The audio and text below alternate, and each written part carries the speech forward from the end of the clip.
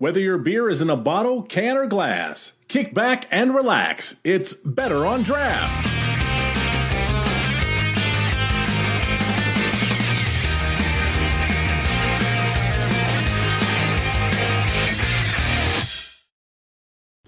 Welcome, everybody, the Michigan series, episode 25. My name is Ken. Thank you so much for joining us. I appreciate it.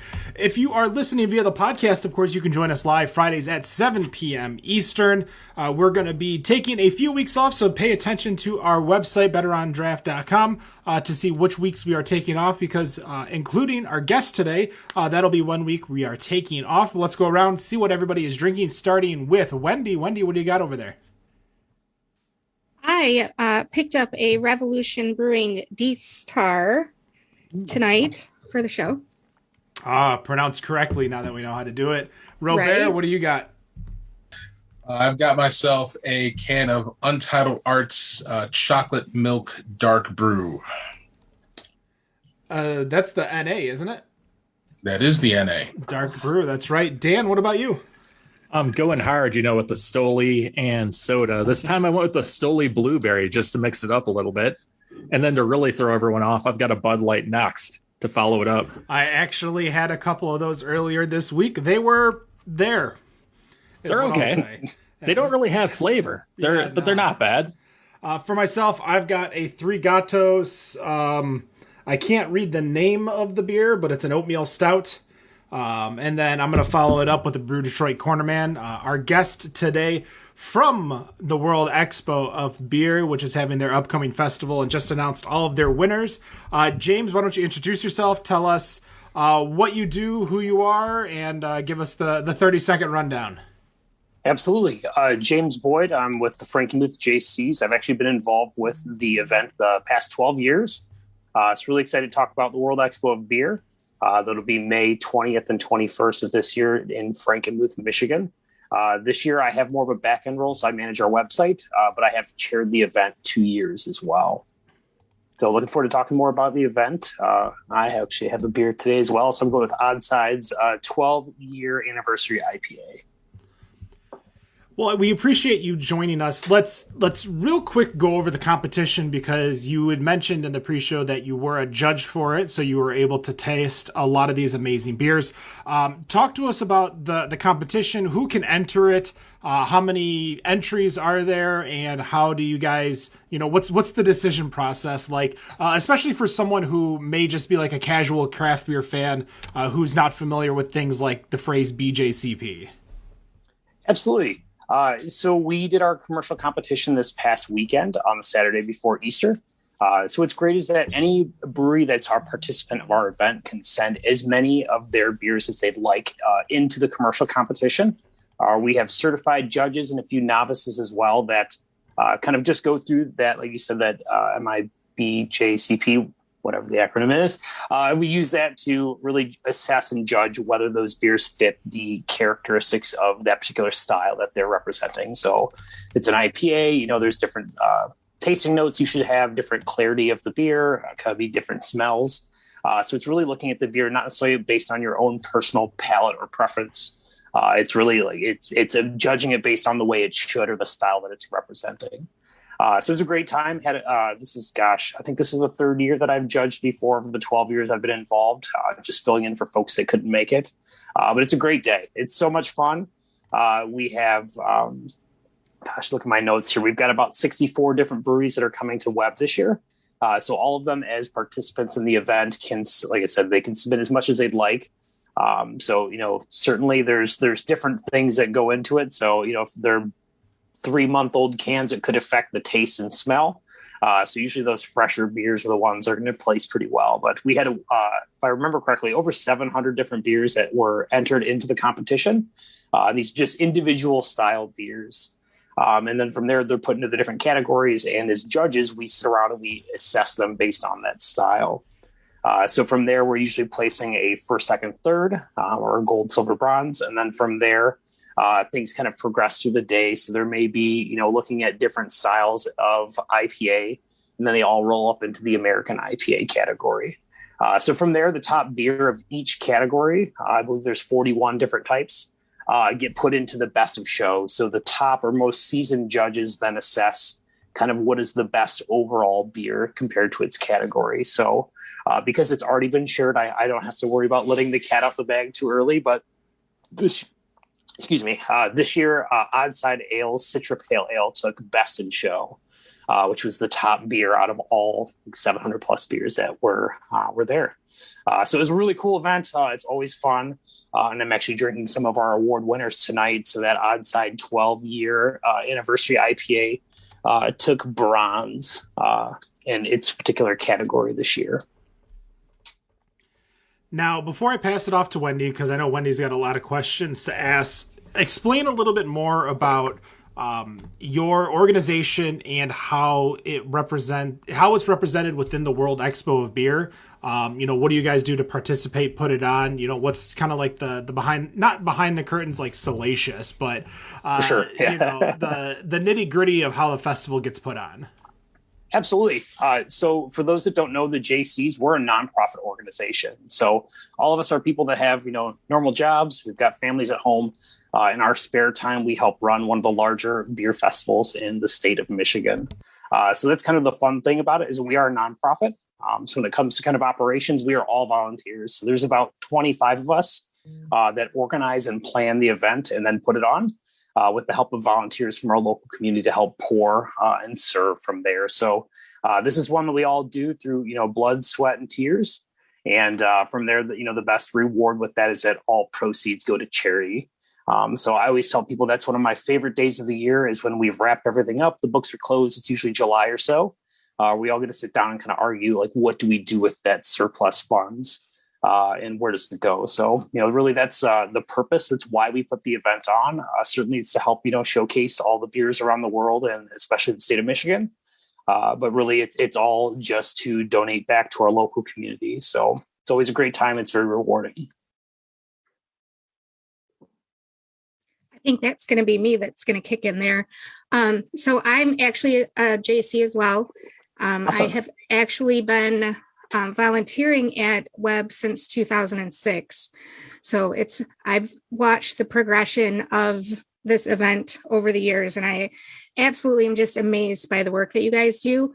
How many volunteers do you bring in outside of the JCs to run this event?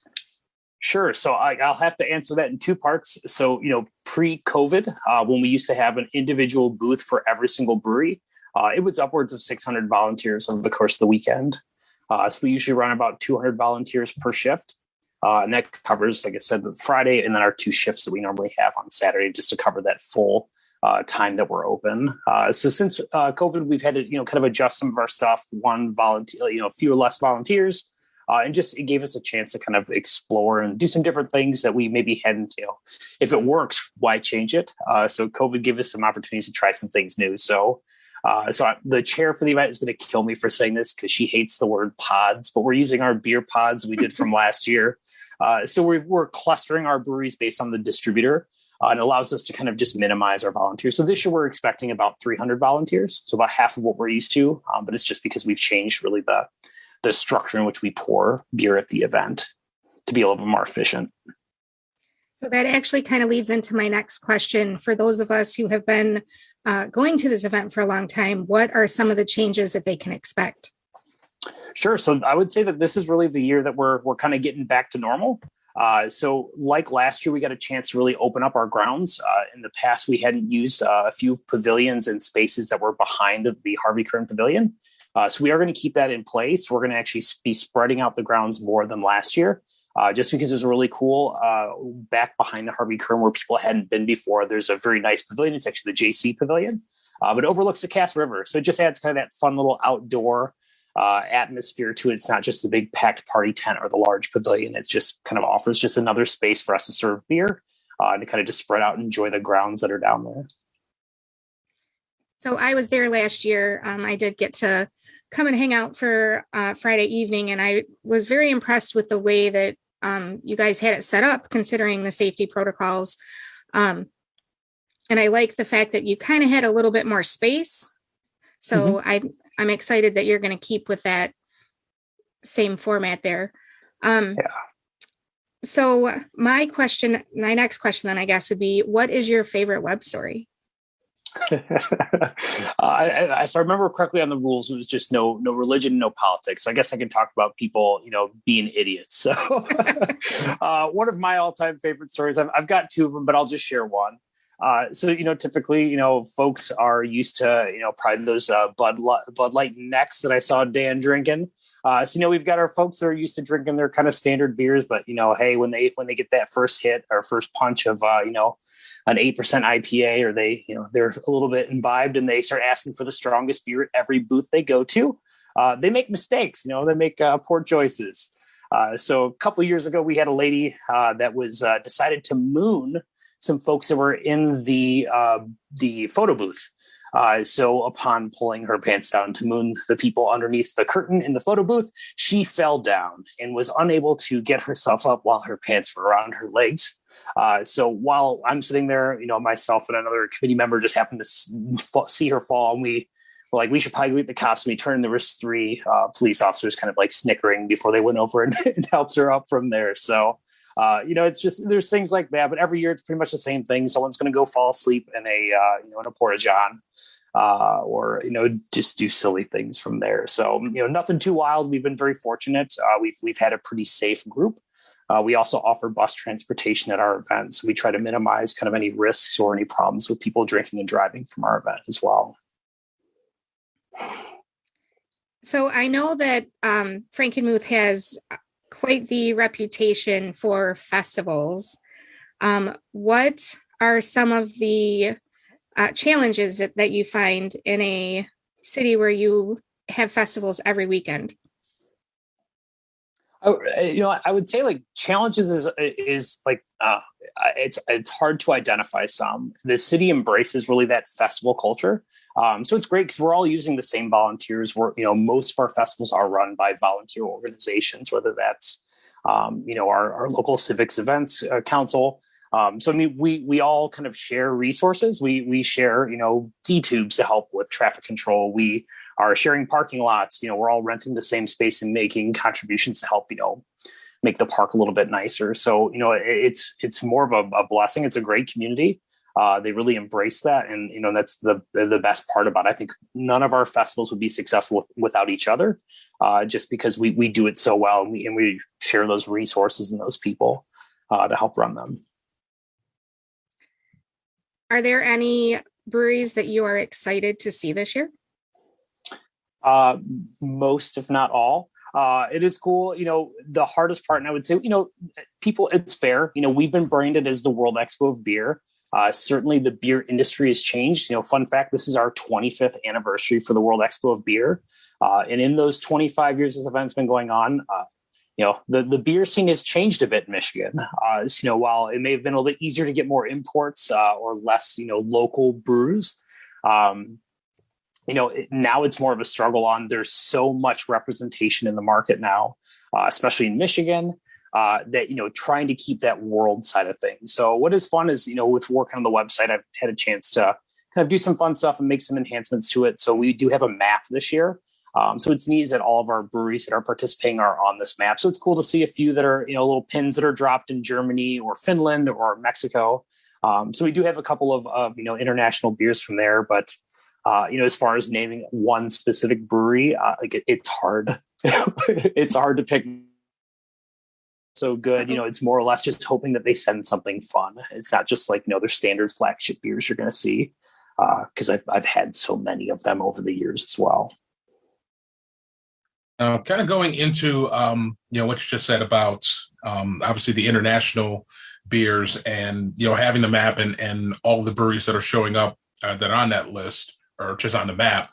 I guess, there's not obviously a lot of representation throughout the world. Obviously, you've got the 2 that are overseas in Brewdog and Hofbrau. And then there are some mix of breweries that are others that are around the country. So I guess the silly question, which I kind of feel like this is one of those things that you would get asked like all the time, is that why is it called the World Expo of Beer when the majority of the breweries that are in attendance are from Michigan? That's a great question. And to be honest, I haven't been round along enough to know like where the name came from, what the purpose of it. I know that the Jaycees inherited that. There was another civic group or someone else that used to run the World Expo beer, and then we took it on and put some more muscle behind it, and we're able to really grow it to the festival it is today. So it's one of those ones like do you change a brand? I know we've had not necessarily those discussions within our chapter or our committee, but we strive hard to at least have some outside international representation within the market or within the event, knowing that it's just a matter of what's distributed here as well. With Michigan's liquor laws, like we can only sell or what we can only provide to the public what comes into our distribution network. So from there, it's really carefully selecting with either breweries or with our distributors on trying to get those international products. So it's certainly a lot of work just to keep a few of those international ones in. And when, like you said, like it is hard to explain why. We just do what we can to at least keep some of that namesake within the event. Right. And I mean, truthfully, calling it the web, I don't see it. It's a very easy initialism to remember. There you go. So, yeah, for sure. I don't see any problem with that. Now, kind of going back to what you were mentioning about the contest and breweries being able to send in their beer. Are there any breweries that basically just send in like half or 3/4 or maybe even their entire portfolio in hoping to get a medal? I mean, are there any breweries out there that have just been, all right, we're sending them everything? For the most part, it is quite a few that will do that. So that's kind of the fun part about it is that, like, I don't feel we've ever been like relegated to like I'll just call it the grocery store aisle beers. So they're sending everything that they can, but we see some cool stuff that they won't necessarily can. Maybe it's keg only from the distributor or from the brewery. So they're putting growlers and crowlers together and mailing those in to be submitted. So it's nice because they can submit more. I mean, that's how we get from 64 breweries to 700 plus products. They're submitting 10 plus. But if you throw enough at the wall, like some stuff sticks. We did have quite a few. It was pretty impressive. Normally you'll see, like I said, maybe those more local ones, they can fill up, a crowler. They can fill up a growler on a Thursday and it makes it to our event on Saturday. So it's the freshest beer that's at that event. But we've seen, even more just commercially canned beers place pretty well. For the competition, kind of a fun fact, just to talk about, more which breweries did pretty well. We had 3 different breweries that had over 4 beers that made it into those final 40. So we talk about best of show, the best beer for its category. Tri-City had 5 different beers that made that kind of the top 40. Oddside had 5, and then Hofbrau, believe it or not, had 4 that made it into the top 40 as well. Oh, well. Now there was a question that just popped up in our Facebook chat, so I was going to throw that in there. Sure. Is there a cost for all of these entries, for like each entry, or like just per brewery? Nope, there is no charge. It's just that's just part of what we offer as part of the package for them to join World Expo Beers. They can submit it to our competition. So no, there is no charge. It is nice having a few extra cans after the festival. So that's what you said. That's what I'm drinking tonight. Is all these fun beers. So you can see here on this one, I probably can't see it very well, but I've got like its categories. So this was a 22A, and this was the 62nd beer within the submitted to the event from there. Nice. Now, when you're judging, I guess 2-parter. What are you looking for in the beer for you to really put it up there to go on to the next round? And also, are there any styles that you don't like that make judging difficult? Yes, the second part's much easier. So as far as things that look, I'm a novice. I'm not a certified judge. I haven't submitted to sit for the examination for the certification to judge. So as a novice, like it's really just, I'm there to kind of just assess it with my own palate. Like, does it taste good? Does it taste like beer? And I'll get back to whether or not it tastes like beer and why I said that. But for me, it's just more like, is it a beer that I enjoy? Is it something that I would actually go and buy at a store? Like we are blind tasting these. We are just getting clear plastic cups with all, I think one of the categories, we had 20 different beers. So I had 20 different clear cups in front of me. And it's just a matter of, smell, taste, color. head retention, all that type of stuff, and what qualifies for the category, and then from there, what the only case I can make was, what fits my palate, what tastes good, what would I actually go buy if I knew what it was. So as far as, we have quite a few judges that did participate. I want to say there was about 10 tables of 3 of us. So about 30 judges in total assessing all these beers. So I think we pulled about 6 different categories to the table that I was at. So 2 of the ones that I wouldn't say I don't necessarily like, but I don't prefer, made it to our table. So the first one was our spiced category. So this can range from really anything. It's in their herb spice, and I cannot remember what the third letter was. Does that include pumpkin? Yes. So pumpkin. One fun one that I did bring that I'm not going to be trying tonight was the Christmas pickle from Urban Artifact, which is a pickle beer. I would say it's good to try just to say you have, but probably make a better sidecar for like a Bloody Mary or something like that. So it was interesting to try that against a I think the Mayan mocha stout was in there, since it was a cinnamon and spice flavored with that habanero. So it's very difficult to assess a beer because it's such a broad category. But then from there, I didn't draw the worst one. Every year, one table gets what's called the alternatives. Or the rainbow flight. So they're the ones that more assess based on color. Like, what is their favorite color? And I'm sure there's more that goes into it, but it's the one that like everyone dreads when they see that tray come out and what table it ends up going to. Wow. I'm pretty sure that would be Dan's favorite category.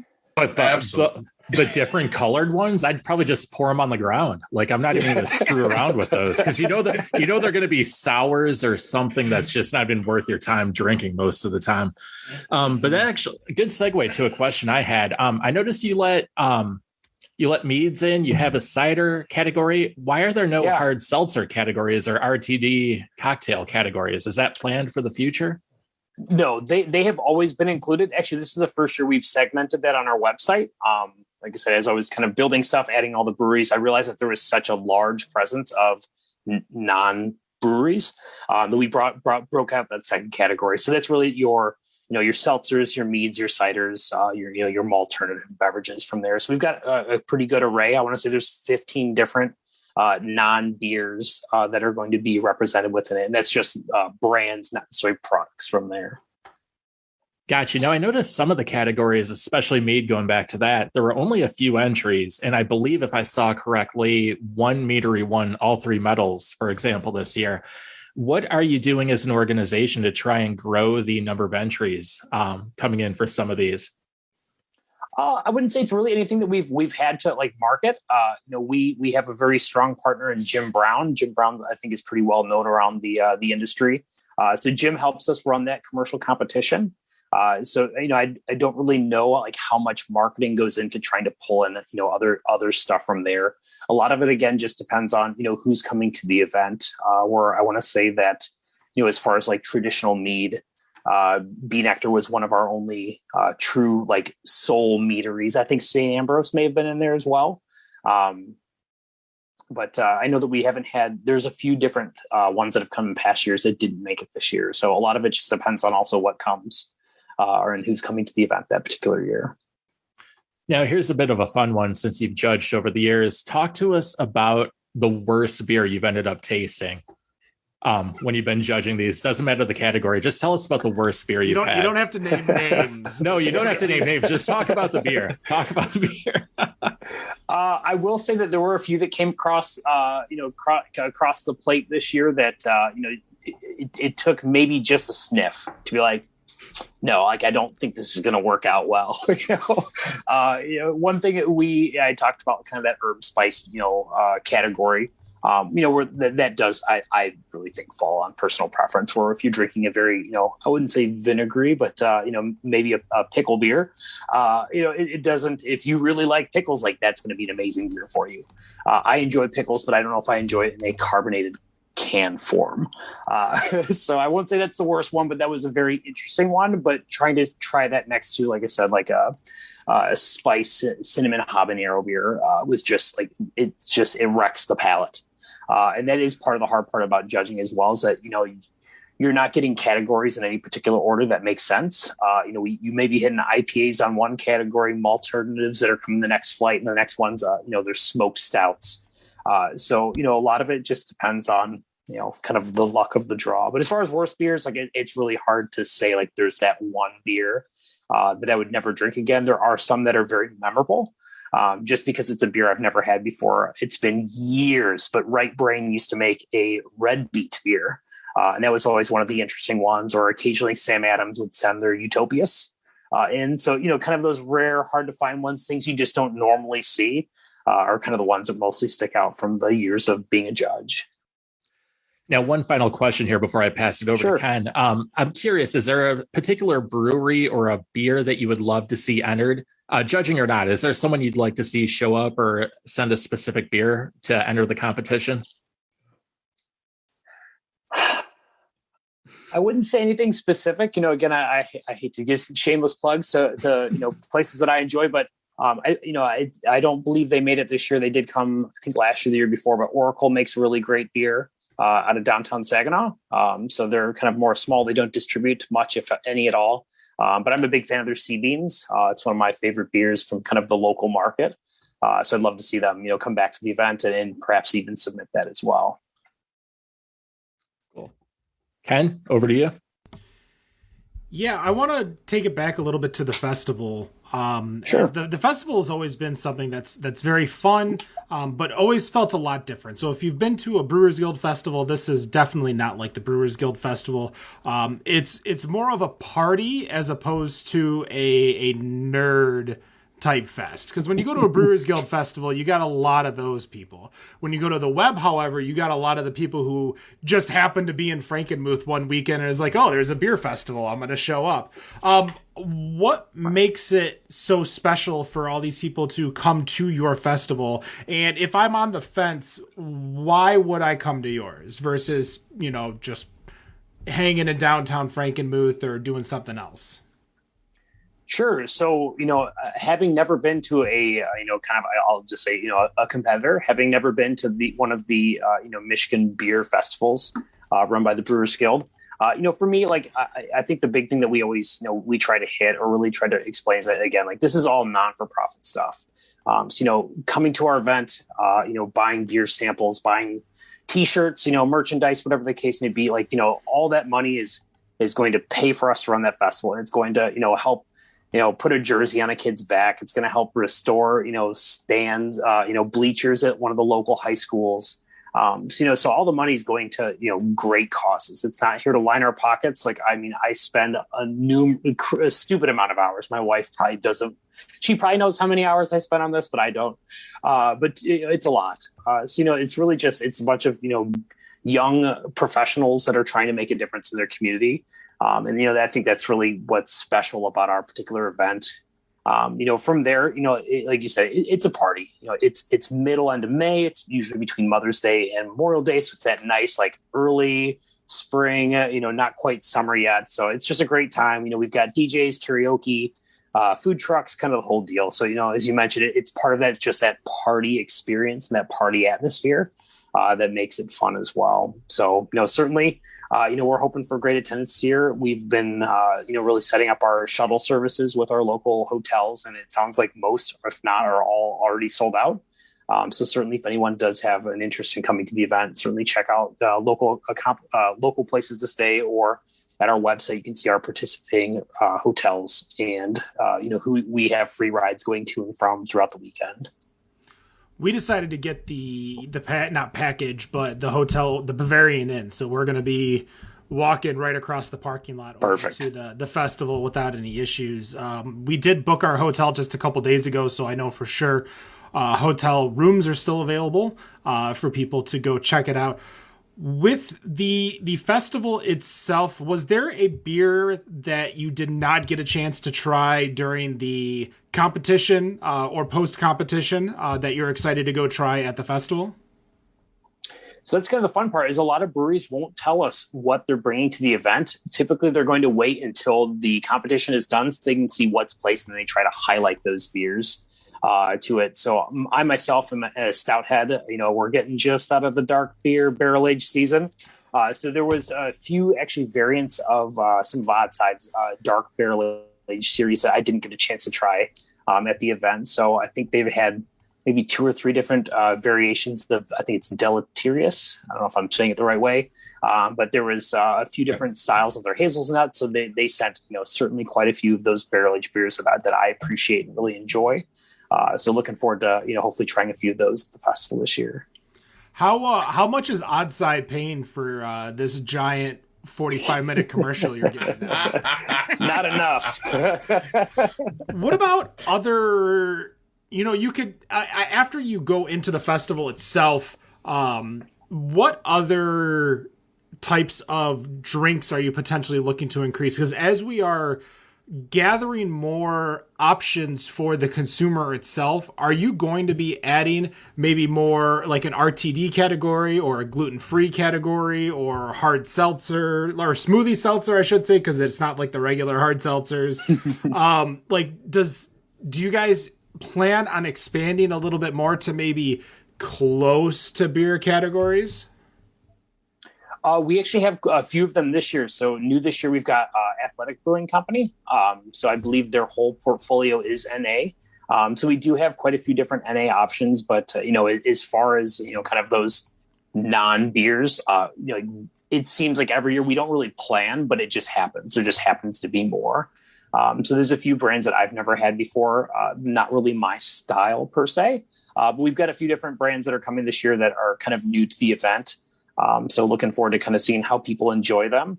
We got it. I wouldn't, again, I hate to say some of these things, but we've, like the Smirnoffs aren't coming. I believe they've just been supplemented by, some other alternative beverage, but we do try to keep that balance. Again, not everyone's a beer drinker, so we want to make sure we do provide the appropriate products to, entertain the masses. That way, if, the hophead's girlfriend comes and she only likes clear and fizzy, we're going to have that for her. I guess to clarify, and maybe Dan too. To clarify my question a little bit. Yeah, I'm normally a barrel-aged stout drinker. This is just All right. Dan, first impressions. You said stout season's almost over. Dan's about to continue stout season in the 100-degree weather in Arizona. There's no such thing as stout season, because if there was, then there would be an IPA season. So stout season is all year round. Yeah, absolutely. I guess what I was asking was, do all of these beers that don't necessarily fit into the BJCP categories that you have, do they just all get put into the alternatives category and you kind of just decide what's the best? Is that how everything works, or do you plan on maybe segmenting a little bit more, even if it's not a BJCP category? Gotcha. We don't necessarily do that. We follow everything by the BJCP. So that's something that we don't necessarily mess with or follow. From an event standpoint. So yeah, all those just get lumped into one category, and like I said, the judges have to figure out what they like best. I have a question about that. So when they send in the beer, do they choose which category they're putting it in, or do you choose what category they're putting it in? I'm not familiar with that. Like I said, Jim's been a huge resource for that particular event. I've just been more on the steward side of things or getting called up to be a judge. So I'm not 100% certain on all the inner workings of how that's done. I would assume that they are applying to a particular style, because I can't imagine getting 700 different beers and trying to figure out I'm going to read the description off their website and try to put it into a specific category. So I'm assuming there's probably a method to the madness. I just don't know what it is. Interesting. Well, I have to follow up on that and post it later. There was another question that came from the chat. It was one individual was wondering if it was too late to actually participate in the festival as a brewery. I was wondering when what the deadline is for that. So we still are, kind of just massaging out a few things. I would say that we are, continuing to explore at least options from the international side of things. Actually, was just seeing in my email popped up. We did solidify a Canadian brewery that came in. So I know that we just added one this week. If the question's coming from someone from outside of the U.S., we are more than happy to bring you in. But from there, we're really locked in for, I would say, just more of our domestic styles of beers. Oh, and I don't see it on the site. When is kind of the normal cutoff time for that? We usually run a registration, so it's for the breweries that have been involved with it, it's usually a hot mess. It's flash sale where our breweries are typically like we set out a couple of links. We just say, hey, we're going to open at a particular time, and usually it takes about 10 minutes to lock in 60 breweries. So it is usually wild. So lately, because we didn't have much control over necessarily like our representation within it, it was just more of a whoever signed up first gets a spot. And that's where we struggle with sometimes with finding those internationals. So from there, we've been working really closely with a lot of our distribution partners and just, hey, like we've got 20 booths for you, you help us pick, who's going to come or you hit up your market. We also try to carve out some space for our non-distributed beers or the self-distributors. So we try to have a fair balance within the event. We're not, overloading a particular distributor or, forgetting about our non-distributed breweries. So really there's, kind of different ways we've had to massage it over the years, really just to make sure that we're getting that good representation in the market. It's not just, who clicks first in those 10 minutes and then we're stuck with, not stuck with, but we only have Michigan breweries and there's no one from international. There's no fun new brewery that's just got introduced to the market. So there's ways we've done to kind of massage that process out. All right. Now I got one more and then I was going to probably pass it off here. But I saw that it was in a previous interview that it would take generally about 7 weeks to plan for the festival. Obviously with you're already Who said laughing. that? I would have to find the because I found an article and they said it basically takes about 7 weeks, but obviously it had to be sped up. Well, I guess give us your perspective about how long does it take, and I guess this year compared to last year or pre-COVID, what has changed in that preparation and making this festival run? Sure. So, as far as, kind of got a lot of loaded stuff into that question. So, as far as time for us to, make this happen, it's typically about 7 months. That interview may have been me like talking about like COVID and like, hey, we had 7 weeks from like when they said, yes, like we're not shutting down this next phase. So it gave us 7 weeks to pull off the event. But in a normal year, it's typically about 7 months. Usually about October is when we start getting our skeleton crew up. That's for us to lock in and getting our website up and running for ticket sales. It's starting to talk about breweries that are coming. It's updating our website for the event. So, typically it's a few of us that are going to start earlier in the year. It's more recruiting, trying to fill out our committee from there. So, that's part of being volunteers as well, is that every year there's different people in different roles. We've been very fortunate over the years. We've had enough people that have been tied to the event, like myself and others that have been there for 10, 12 years involved. So, we can do this in our sleep. We've done it so many times. It's all second nature. It's, the festival planning is up here, not necessarily on a piece of paper, but that's also the struggle is that, it's trying to get new members into the Jaycees, is trying to get new people involved and trying to get them willing to commit 7 months of planning or 5 months of planning to help execute the event from there. So, I would say as far as challenges go, COVID threw a lot of challenges, not only at just building and planning event and executing event. We had to go through a postponement in May of 2020 to a cancellation in the fall of 2020 to hey, we're going to give it a shot in 2021 and see what happens. And then luckily, like we didn't get locked down the few weeks before the event happened. So, there's certainly been, I've lost a few hours of sleep in my life over those 2 years. But as far as the committee goes, a lot of people are burned out from COVID. It's tough to really commit to things. And, I would say was one of the harder parts, and something that we're trying to address as a chapter, as a Jaycees and as an event is trying to keep people motivated, to get those new members, to get people to realize that this is worthwhile. It's a great time. Yeah. We have a fun time putting on an event like this. So try to unpackage it. Hopefully I answered your question. did as best I could. No, you did. And my apologies, I had it completely mixed up. It was you that actually okay. were quoted I would in this, assume so. but you said it took about 8 months and condensed that to 7 weeks for last year. Gotcha. I completely read that wrong. So No my bad on that. That's what happens when you're trying to read articles while you're picking up kids from rehearsals. So that's on me. All right, back to you, Ken. Yeah, you've mentioned a lot of it being a, volunteer-driven festival. In the chat, somebody had asked, are there perks to being a volunteer other than, donating your time to a worthy cause? Sure. So, as a committee member, the pride, I guess, is putting on a successful event. Most of us are professionals in our day-to-day lives. Hopefully all of us are. But we all have jobs at work that maybe we don't get an opportunity to flex some of those muscles on project management and communications and public speaking. So what's great about this event as far as like being a committee member is that you get to hone some of those skills, and it really prepares you for, that career life, I guess, or with whatever career that you're going towards or within.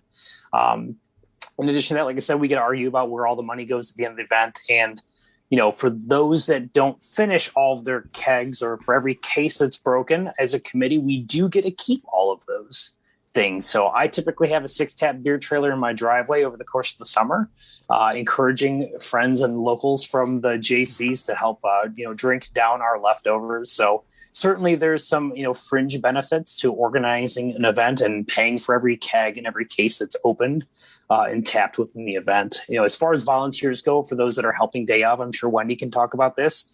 You get a sweet little T-shirt for the World Expo of Beer for being a volunteer. We feed them.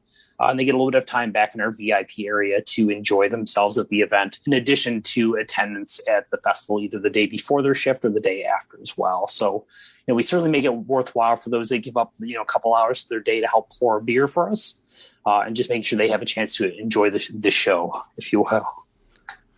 With the large amount of alcohol and liquor changes that have been going on in the state of Michigan, especially over the last 2 years due to COVID, a lot of relaxations, a lot of changes. Is anything changing over at World Expo of Beer? Or do you plan on keeping things going the exact same way? As far as I'm aware of, I typically work with, securing a liquor license for our event as well. There hasn't been much change, at least that I've seen, as far as the special licenses for nonprofits.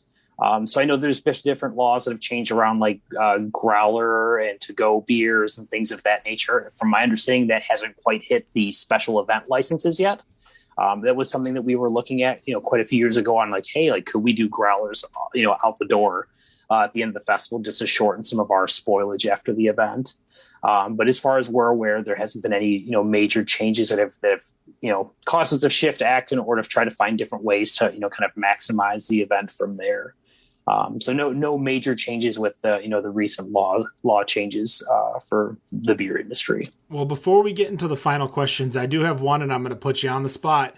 Perfect. Just because one of the big laws that did change was the requirement for some form of transaction that occurs, whether it's tickets, tokens, RFID wristbands. Yeah, RFID. Yeah. Yep. Are you guys still planning on creating some type of transactional interface there at World Expo, or is it going to be just what every other state does, free for all for a festival? We do not do free falls. That's I would say before the Jaycees took it on, that's why they never made money, and they lost money every year with the event. So it is a ticket per sample. So there is, so what we've changed a little bit this year is our pricing structure as far as admission goes. We have upped our pricing for the event. It's now $30 to get in, but people are getting $10 worth of beer tickets out of that transaction. So it's great that when people are coming into the door, they get their admission, they get their little mini mug. And then from there, they're ready to sample. So they're not waiting in line to get into the event and then waiting in line to get beer tickets to sample within the event. So we are creating that kind of, at least trying to get people in so they can get their first few samples at the event.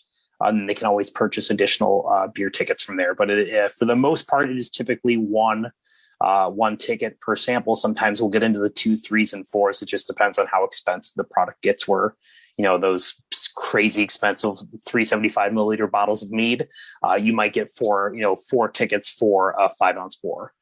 So it really just depends on the price point of the product and whether we're not, losing our shirts on it.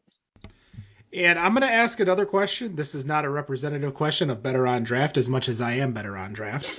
But I want to give you the opportunity because last year we made comments about the World Expo beer, and a lot of the comments involved the price to get in.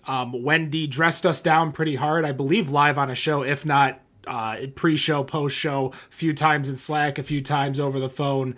But the price point was a sticker shock last year. A lot of people, and I'm not telling you anything new. You saw the comments online. Yes, I did.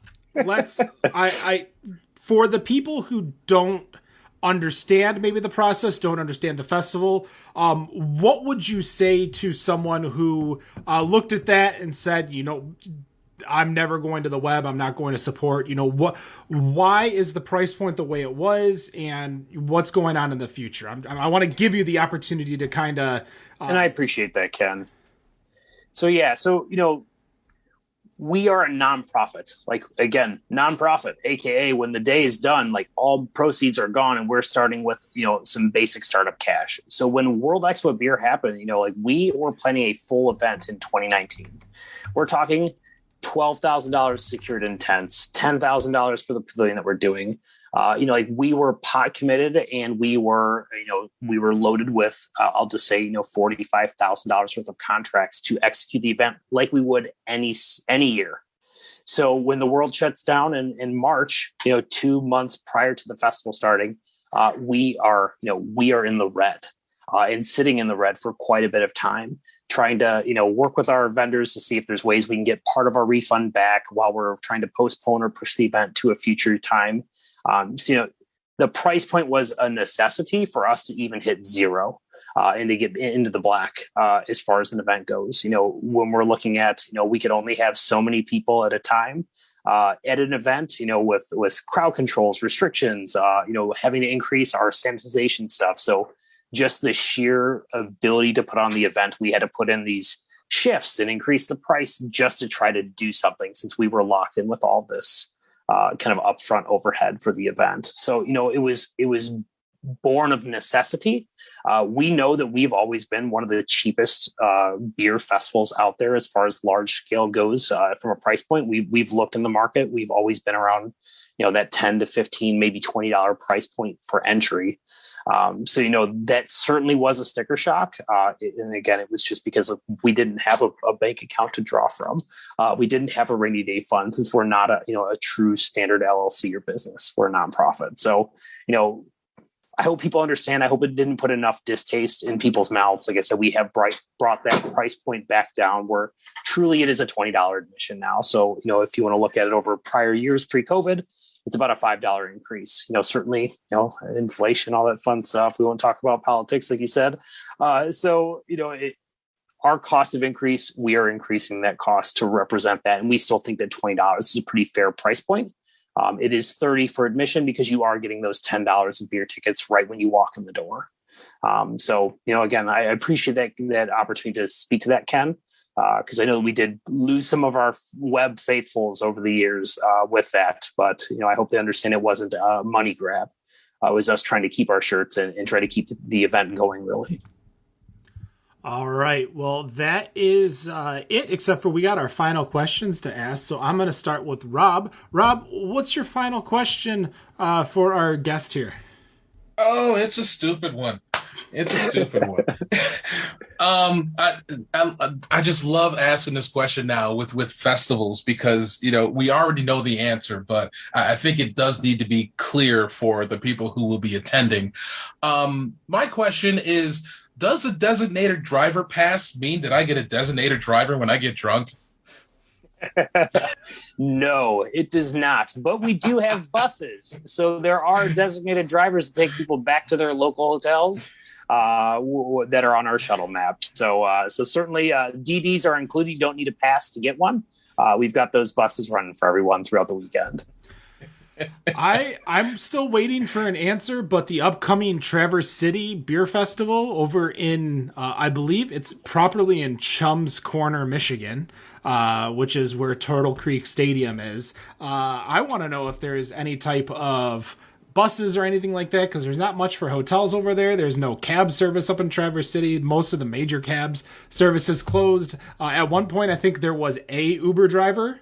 Like one? Yeah, like just one driver? Just one guy. His name's Steve, and that the Steve part is a lie. But Wendy, what's your final question? So for the people who are coming into town for the first time to visit Webb, what is something you suggest they do while they're there that is not a part of the festival? So, spend their time in Frankenmuth. It's fun. There's nothing better on like a nice spring day walking up and down town. Lots of restaurants, lots of shopping, lots of fun little like kind of knickknack stores. But really, it's, the best part is just really the atmosphere of town. It's so much fun to be on a busy street walk, the street just walking up and down and just enjoying everything that Frankenmuth has to offer. So really, if you're going to be there, take the time to walk through downtown, certainly support our local businesses. But really just the atmosphere, and it's such a fun town to be in this time of year. Dan. All right. Ken was actually just complaining about this before the show. So taking a look at the winners this year, there's no alt beers on the list. Why are there no alt beers that have won medals in 2022? I have no idea. I'm not sure. When you say alt beer, is there a category that nothing placed in? Yeah, as I'm looking through the list right now, there isn't a single alt beer. Yeah, probably. There were probably 0 sent in, but I didn't see that. But I noticed there's no alt beer on here. I know that would upset Ken, so I thought I'd better ask it. Unless Alaskan and Sheboygan sends one in, or you're getting something from the Old Nation Urban Rest collab. Okay. It's a very small category. While there are national brands like Alaskan Amber, Sheboygan Lighthouse Amber, it's just definitely not a large one. But I've got a 4-pack right over there of very, very good alt beer from I was about to say Zaytuna Liquor, but Old Nation and Urban Rest. That's the correct one. And we were operating off the 2015, style guide. So I'm not sure if the style guides have changed over the years, but we do operate off the 2015 version of the BJCP. No, Dan's just being a troll to me. Perfect. If we were in studio, I would have muted him. Absolutely. Yeah, he would have. I guess my final question to you guys, and I guess this is more curiosity than anything. Knowing that you guys are going to be doing beer festivals and stuff, how come we don't see you guys necessarily collaborate with a local brewery, or maybe whoever wins best in show try to go over there and do like a collaboration brew to release at next year's festival?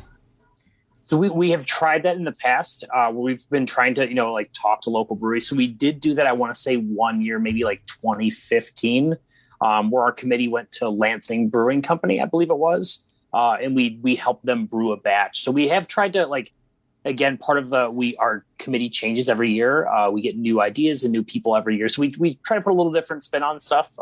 We used to do a food and beer pairing at the event. Used to do the People's Choice. We try to do a World Expo of Beer brew. We've kind of just toyed with all those different ideas. One thing that I just found out today that, again, I told them if they want to put me on the podcast, then, they have to deal with what I say. But it sounds like we're working with Blake's Cider Company, and they're going to be actually debuting one of their new ciders at our event. So there should be some marketing coming out pretty soon leading up to the event, but it sounds like they are releasing one of their new products exclusively at the World Expo of Beer. So if you're a cider head, certainly keep your eyes open and check it out. All right, well, that's going to do it. That was the Michigan Series, episode number 25. Thank you so much for joining. Tickets still available. Where can they get them? WorldExpoofBeer.com. All right. No matter what you think of your beer, we think it's better on draft. Have a good night. Peace.